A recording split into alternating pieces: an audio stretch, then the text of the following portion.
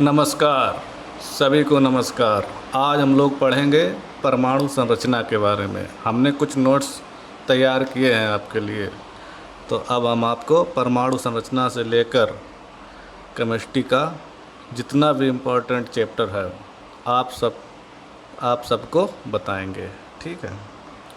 तो परमाणु संरचना पर क्या सबसे पहले जो बात होती है कि परमाणु किससे बना है ना, तो उसमें परमाणु में क्या क्या होता है तो हम आपको आज बताएंगे कि सबसे पहले परमाणु का जो पार्ट होता है उसमें रहता है एक नाभिक। और नाभिक की खोज किसने करी थी? रदरफोर्ड। और इस पर चार्ज क्या रहता है? पॉजिटिव चार्ज होता है। और नाभिक में क्या क्या होता है? नाभिक में होता है प्रोटॉन और न्यूट्रॉन। और इसके बाहरी कोश जो होते हैं उनमें रहते हैं इलेक्ट्रॉन, जिनको हम कोश कक्षा ऊर्जा स्तर या जिसमें इलेक्ट्रॉन रहते हैं ना, इनको कहते हैं कोश या कक्षक या ऊर्जा स्तर या कक्षा। अब नाभिक में रहता है हमारा प्रोटॉन और न्यूट्रॉन, और इन दोनों को मिलाकर प्रोटॉन और न्यूट्रॉन को एक साथ बोल सकते हैं न्यूक्लियॉन। न्यूक्लियॉन शब्द का सबसे पहले प्रयोग किसने किया था? हेनरी मोजले ने करा था। अब परमाणु में जो मूलभूत कण होते हैं उनको क्या कहते हैं? इलेक्ट्रॉन, प्रोटॉन और न्यूट्रॉन। ये मूलभूत कण हैं। हाइड्रोजन में न्यूट्रॉन नहीं होता है, ये बात याद रखना। अगर कोई भी पूछ ले कि परमाणु के मूलभूत कण क्या हैं तो 3 ही होते हैं, इलेक्ट्रॉन, प्रोटॉन और न्यूट्रॉन। कभी कंफ्यूज में मत रहना। इसके बाद इलेक्ट्रॉन के बारे में जानते हैं। इलेक्ट्रॉन की खोज जे थॉम्सन ने की थी। और इलेक्ट्रॉन का नाम जो सबसे पहले दिया था, नामकरण जो इलेक्ट्रॉन शब्द जिसने यूज किया था वो थे स्टोनी। और आवेश होता है 1.6 इंटू 10⁻⁻⁹ कूलाम। और ये आवेश रहेगा इलेक्ट्रॉन पर नेगेटिव माइनस का। और आवेश की खोज, एक शब्द आता है आवेश की खोज किसने करी थी? तो आवेश की खोज की थी मिल्कन। और मिल्कन वैज्ञानिक थे। इन्होंने कौन सा प्रयोग करा था? तेल बूंद प्रयोग द्वारा इन्होंने खोज की थी आवेश की। ठीक। अब इसके आगे अब देखते हैं इलेक्ट्रॉन का द्रव्यमान। इलेक्ट्रॉन का द्रव्यमान क्या होता है? 9.1 इंटू 10⁻31 किलोग्राम ये होता है, जो कि नगण्य मान सकते हैं जिसको। ठीक है। जितने भी मूलभूत कण होते हैं परमाणु के, उसमें सबसे हल्का या सबसे कम द्रव्यमान जो होता है वो इलेक्ट्रॉन का ही होता है, ये बात याद रखना। और इलेक्ट्रॉन का E/F बराबर मतलब आवेश अपॉन द्रव्यमान कितना होता है? 1.76 इंटू 10⁻11 कूलाम पर किलोग्राम। ये इसका E/m की वैल्यू है। इसको याद रखना, आगे यूज होगी। और प्रोटॉन शब्द सबसे पहले प्रोटॉन की खोज किसने करी? गोल्डस्टीन। रदरफोर्ड ने, याद रखना, नाभिक की खोज करी थी, प्रोटॉन की नहीं। अगर प्रोटॉन की खोज आता है गोल्डस्टीन ही बेहतर है, नहीं तो आप रदरफोर्ड को गलत कर सकते हैं, रदरफोर्ड को टिक मार के। और आवेश इस पर प्लस का होता है, जितना माइनस पे नेगेटिव होता है इस पर प्लस का होता है, 1.6 इंटू 10⁻⁻19 कूलाम। और द्रव्यमान इसका होता है 1.6724 इंटू 10⁻⁻27 किलोग्राम। ये इसका द्रव्यमान है। और प्रोटॉन का द्रव्यमान इलेक्ट्रॉन के द्रव्यमान का 1837, जिसको लगभग कह सकते हैं 1840 गुना भारी होता है। मतलब जो प्रोटॉन है इलेक्ट्रॉन से 1840 गुना भारी होता है। अगला देखिए क्या है, न्यूट्रॉन कण है तीसरा हमारा। खोज जेम्स चैडविक ने की और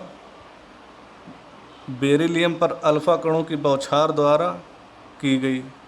याद रखना, बेरिलियम, जिस तरीके से हम लोगों ने गोल्ड की चादर पर रदरफोर्ड ने उसका प्रयोग किया था, रदरफोर्ड नाभिक की खोज की थी, तो उसी तरीके से बेरिलियम की झिल्ली पर अल्फ़ा कणों की बौछार द्वारा न्यूट्रॉन की खोज की थी चैडविक ने। जेम्स चैडविक फुल नाम था उनका। और आवेश इस पे 0 होता है, जिसको उदासीन भी बोल सकते हैं। और द्रव्यमान इसका 1.6749 इंटू 10⁻⁻27 किलोग्राम होता है। और जो प्रोटॉन और न्यूट्रॉन के जो द्रव्यमान है उसके बराबर ही है लगभग में। और पॉजिट्रॉन क्या है? E+, इसको E+ से दर्शाते हैं। खोज की थी CD एंडरसन ने। देखो ये यहाँ पे मूलभूत कण समाप्त हो गए। नाभिक के जो मूलभूत कण थे वो 3 थे, इलेक्ट्रॉन, प्रोटॉन, न्यूट्रॉन। बस ये नाभिक में रहते हैं, हमेशा भी नहीं, कभी कभी बन जाता है पॉजिट्रॉन। जब इलेक्ट्रॉन का त्याग, ऊर्जा, संलयन, विखंडन होते ये क्रियाएं, तब पॉजिट्रॉन बनता है। तो इसकी खोज किसने करी थी? CD एंडरसन ने। पॉजिट्रॉन की खोज CD एंडरसन। आवेश होता है प्लस का, प्रोटॉन के ही बराबर होता है, 1.6 इंटू 10⁻⁻19 कूलाम। याद रखना, पॉजिट्रॉन और प्रोटॉन दोनों का आवेश समान होता है। और द्रव्यमान 9.1 इंटू 10⁻31 किलोग्राम होता है। ये हल्का है प्रोटॉन से, पॉजिट्रॉन। एक कण आता है मेसोन, म्यू, जिस मेसोन को म्यू से प्रदर्शित किया जाता है। खोज यूकावा, जो चीन के वैज्ञानिक थे, इनको इसके लिए नोबेल प्राइज़ मिला। और आवेश इस पर, मेसोन कण पर प्लस, माइनस और उदासीन भी हो सकता है। इस कोई निश्चित आवेश इसका नहीं होता है। तो प्लस भी चार्ज हो सकता है मेसोन पर, नेगेटिव चार्ज भी हो सकता है और उदासीन भी हो सकता है। द्रव्यमान इलेक्ट्रॉन से ज़्यादा, प्रोटॉन से कम। जो इसका द्रव्यमान है ना, इलेक्ट्रॉन से ज़्यादा ही रहेगा हमेशा। इलेक्ट्रॉन का ये सबसे कम है, याद रखना। इलेक्ट्रॉन सबसे कम, चाहे कोई भी कण हो, पॉजिट्रॉन, मेसोन, न्यूट्रॉन, कुछ भी। और प्रोटॉन से कम, प्रोटॉन से कम रहेगा इसका द्रव्यमान। अब देखो, सबसे हल्का परमाणुवीय कण इलेक्ट्रॉन ही है। इलेक्ट्रॉन, प्रोटॉन तथा न्यूट्रॉन क्वार्क कणों से बने होते हैं। याद रखना, ये जो क्वार्क कण होते हैं, इसी से तीनों कण बने रहते हैं। मूलभूत जो तत्व हैं, इलेक्ट्रॉन, प्रोटॉन, न्यूट्रॉन, वो क्वार्क कणों से बने होते हैं। और तीसरा पॉइंट है हमारा, इलेक्ट्रॉन पर आवेश होता है। एक क्वेश्चन आ जाए अगर, तो इसमें देख लो, 1.6 इंटू 10⁻⁻19 कूलाम।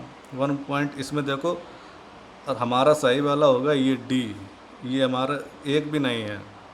4 माइनस का 4.8 इंटू 10⁻10 ESU में दिया गया है। ये याद रखना, ESU में होता है इतना।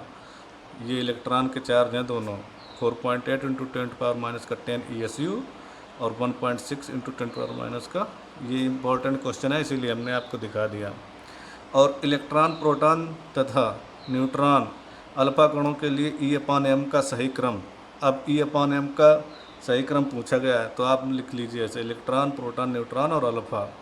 E/m, देखो इन पे इलेक्ट्रॉन, इस पे माइनस, इस पे प्लस और इस पे 0 रहता है चार्ज, और इस पे 2E/4m। तो सबसे जो ज़्यादा होता है न्यूट्रॉन का सबसे कम रहेगा, क्योंकि इस पे 0 होता है। और अल्फ़ा उससे कम, क्योंकि इस पे कट जाएगा, 2m रहेगा, ये 0.2m हो जाएगा द्रव्यमान से। तो इससे पता चल रहा है। और फिर प्रोटॉन, फिर इलेक्ट्रॉन का द्रव्यमान सबसे कम होता है, इसीलिए इसका जो E/m का मान है सबसे अधिक इलेक्ट्रॉन का होता है, याद रखना। और अब देखो हम अगला क्या है। अब यहाँ से शुरू करेंगे विद्युत चुम्बकीय तरंगें, है ना। इलेक्ट्रॉन, प्रोटॉन होने के बाद विद्युत चुम्बकीय तरंगें आता है। ये होती क्या चीज़ें हैं? आवेश के बाद अब अगला टॉपिक हमारा यही मिलेगा, विद्युत चुम्बकीय तरंगें। तो यहाँ पर एक कोई इलेक्ट्रॉन है जो किसी एक दिशा में गति कर रहा है, किसी छड़ पे कोई चालक होगा उसी में तो गति करेगा इलेक्ट्रॉन। तो क्या होगा, ये एक तरफ विद्युत क्षेत्र ई पैदा करेगा और उसी के साथ करेगा चुंबकीय क्षेत्र उत्पन्न। विद्युत क्षेत्र और चुंबकीय क्षेत्र दोनों उत्पन्न हो जाते हैं और ये दोनों एक दूसरे के परपेंडिकुलर होते हैं और परपेंडिकुलर होने के साथ साथ ये दोनों मिलकर इलेक्ट्रोमैग्नेटिक वेव का निर्माण कर लेते हैं। ठीक, अब इलेक्ट्रोमैग्नेटिक वेव का निर्माण हो जाता है तो इसके बारे में देखो क्या लिखा है। जब कोई आवेशित कण गति करता है तो उसके चारों ओर विद्युत क्षेत्र उत्पन्न हो जाता है। ठीक, विद्युत क्षेत्र यही वाला ई वेक्टर वाला जो दिखाया गया है, विद्युत क्षेत्र सदिश राशि है ना, उत्पन्न होता है जो चुंबकीय क्षेत्र को उत्पन्न करता है। इस प्रकार विद्युत क्षेत्र ई और चुंबकीय क्षेत्र के लंबवत व्यवस्थित होकर एक तरंग का रूप धारण करते हैं जिसे विद्युत चुंबकीय तरंग कहते हैं। तो ये विद्युत चुंबकीय तरंग होती है। आप इससे समझ गए होंगे कि विद्युत चुंबकीय तरंग को अगर समझाना है तो कैसे समझाएंगे कि इलेक्ट्रॉन गति करेगा, किसी आवेशित कण गति करेगा तो उसके चारों तरफ विद्युत क्षेत्र उत्पन्न होगा और विद्युत क्षेत्र से ही चुंबकीय क्षेत्र उत्पन्न हो जाएगा और ये दोनों एक दूसरे के परपेंडिकुलर होते हैं और परपेंडिकुलर होकर एक तरंग का निर्माण करेंगे, इलेक्ट्रोमैग्नेटिक वेव। यही होते हैं हमारे विद्युत चुंबकीय क्षेत्र। आशा करता हूँ कि आप सब लोग समझ गए होंगे कि विद्युत चुंबकीय क्षेत्र, विद्युत चुंबकीय तरंगें क्या हैं और विद्युत क्षेत्र कैसे उत्पन्न होता है। अब देखिए विद्युत चुंबकीय तरंगों के गुण कुछ बचे हैं, वो हम आपको बता देते हैं। देखो, विद्युत क्षेत्र, चुंबकीय क्षेत्र तथा कण की दिशा लंबवत होती है। नंबर 2, इन तरंगों के संचरण के लिए माध्यम की आवश्यकता नहीं होती, ये निर्वात में भी संचारित होते हैं। जो विद्युत चुंबकीय तरंगें होती हैं ये निर्वात में, इनको किसी भी माध्यम की ज़रूरत नहीं होती है, माध्यम में भी चली जाएंगी और बिना माध्यम के भी संचरित होती हैं या गति करती हैं, एक स्थान से दूसरे स्थान पर चली जाती हैं। और सभी इलेक्ट्रोमैग्नेटिक वेव का वेग प्रकाश के वेग के बराबर होता है। इनका वेग प्रकाश के वेग के समान होता है जो रहता है 3.0 × 10⁸ मीटर पर सेकेंड। और अब ये जब चलेंगी, गति करती हैं तो इस तरीके से चलता है। कोई भी तरंग जब चलेगी तो ये रहेगा इसका, ऐसे ऐसे ऐसे चलती है तरंग। और जब ये जो दो टाइप के, जो एक ऊपर की तरफ उठान रहता है और नीचे की तरफ, नीचे वाले को गर्त कहते हैं और ऊपर वाले को श्रृंग, इंग्लिश में क्रस्ट और ट्रफ इंग्लिश में कहते हैं गर्त को। तो इन श्रृंग टू श्रृंग के बीच की दूरी को लैम्डा द्वारा प्रदर्शित करते हैं, यही होती है हमारी तरंग दैर्घ्य लैम्डा। और इधर ये गर्त टू गर्त या ट्रफ टू ट्रफ, ये रहेगी हमारी लैम्डा। तो ये हमारी तरंग दैर्घ्य होती है, चाहे गर्त गर्त मिला लो उनके बीच की दूरी या श्रृंग श्रृंग मिला लो, क्रस्ट क्रस्ट मिला लो। और दो क्रमागत श्रृंग या गर्त के बीच की दूरी तरंग दैर्घ्य कहलाती है। इसे ही लैम्डा से प्रदर्शित किया जाता है। प्रदर्शित यहाँ पर लिखा जाएगा, प्रदर्शित किया जाता है। ठीक, अब देखो ये कुछ यूनिट दी गई हैं जिसमें हमारी जो तरंगें हैं उनकी आवृत्ति दी जा सकती, तरंग दैर्घ्य या आवृत्ति तो समय में रहती है, तरंग दैर्घ्य दी जा सकती है। देखो ये आवृत्ति है एंगस्ट्रॉम, माइक्रोमीटर, सेंटीमीटर, फेम्टोमीटर और यही सब है। देख लो, इसका चेंजमेंट आप कर सकते हैं, किसी भी अगर यूनिट में दिया हो तो इसमें चेंजमेंट कीजिए आप।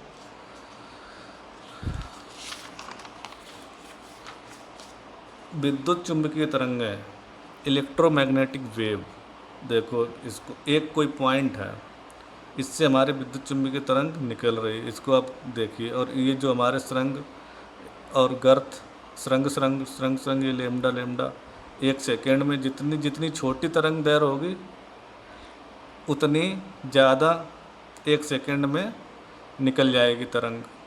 तो यहाँ से देखो, एक बिंदु से प्रति सेकंड गुजरने वाली तरंग दैर्घ्य की संख्या आवृत्ति कहलाती है। जितनी भी तरंग दैर्घ्य यहाँ से निकलेगी एक सेकंड में, जितनी छोटी होगी उतनी ज़्यादा निकलेगी। मान लो तुम्हारे पास एक ऐसी थी तरंग, किसी पॉइंट से निकल रही थी बड़ी, तो 1 सेकेंड में जितनी बड़ी उतनी कम निकल पाएगी। अब ये छोटी है तो बहुत ज़्यादा निकल जाएंगी।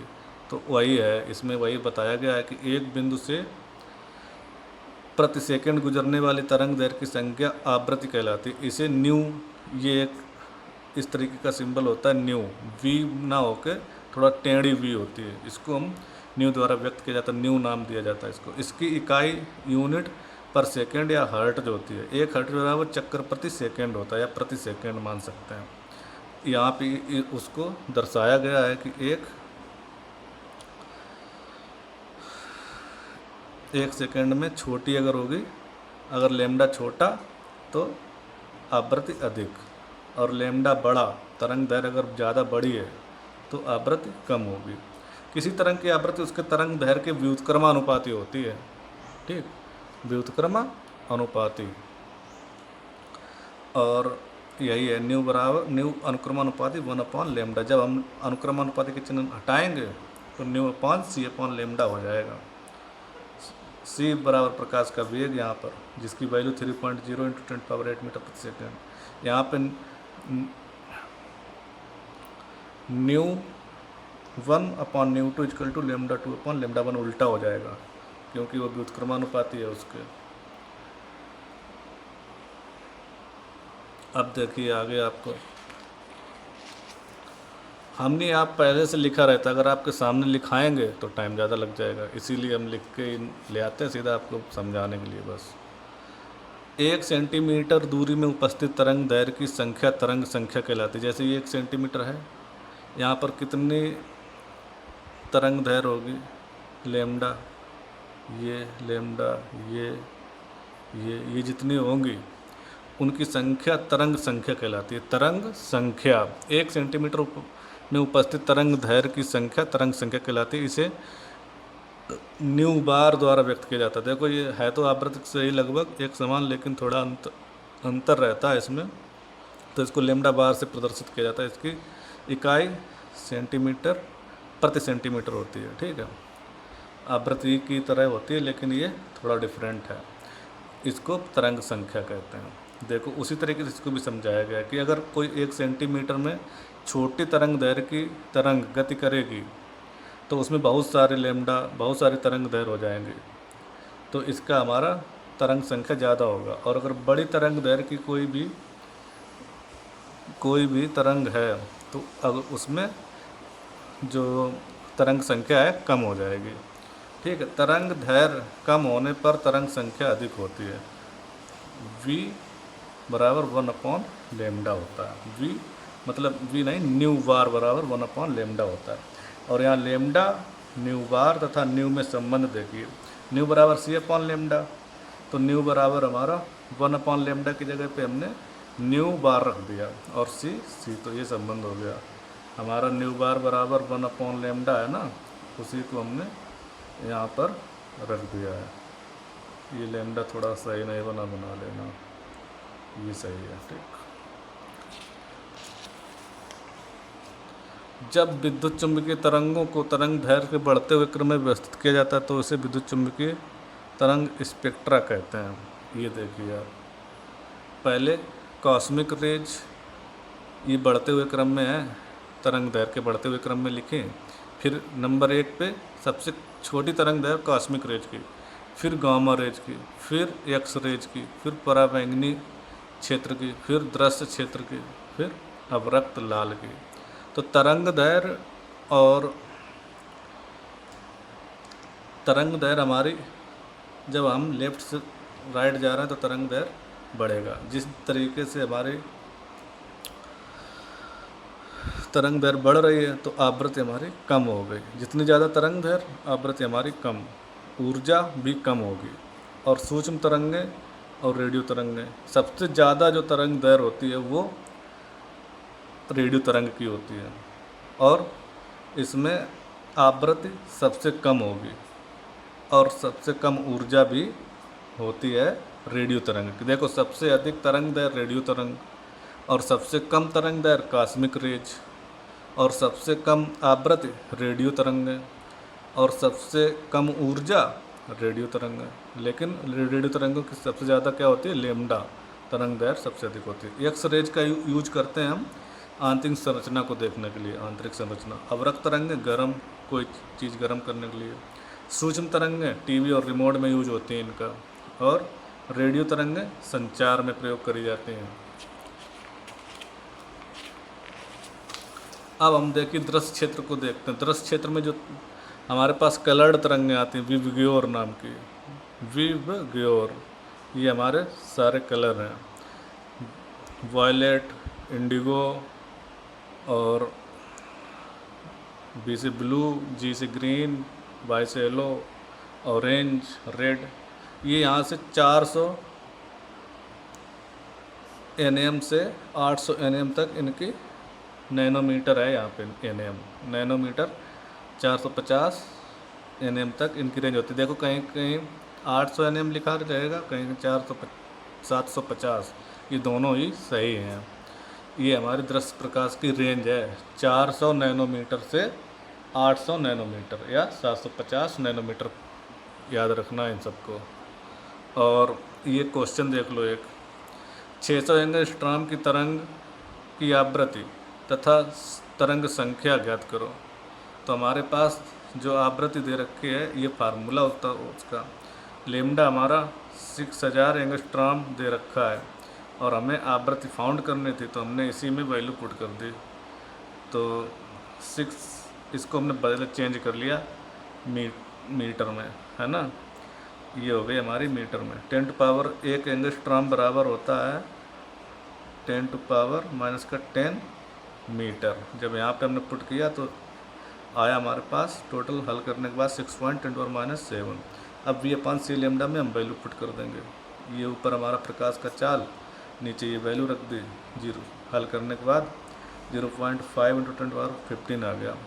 अब हमें तरंग संख्या भी ज्ञात करनी है। लेमडा बराबर, यहाँ लेमडा न्यू बार बराबर 1/λ, यहाँ पे वैल्यू रख देंगे, हल कर लेंगे तो 1.66 × 10⁻⁶ प्रति मीटर आ जाएगी। इसको आप अपना हल करते रहना। हमने आपको एक क्वेश्चन का उदाहरण दे दिया। अब आज की क्लास यहीं पर समाप्त हुई। धन्यवाद।